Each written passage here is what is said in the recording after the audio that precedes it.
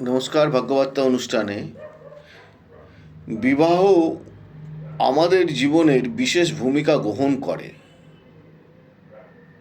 কীরকম? আমাদের হরোস্কোপে যদি মঙ্গল শুক্র বিশেষ করে অশুভ থাকে, সেক্ষেত্রে আমাদের বিবাহিত জীবনের বিভিন্ন রকম প্রবলেম আসতে পারে। আর আজকের বিষয়বস্তুটা হচ্ছে কিন্তু বিবাহের তারিখ নিয়ে। যদি আপনার 5 তারিখ, 14 তারিখ, 23 তারিখ, 8 তারিখ, 17 তারিখ, 26 তারিখ এবং 16 তারিখে বিবাহ হয়ে থাকে, তাহলে সে বিয়ে কিন্তু গণ্ডগোল হবেই, একদম গ্যারান্টি দিয়ে বলতে পারি।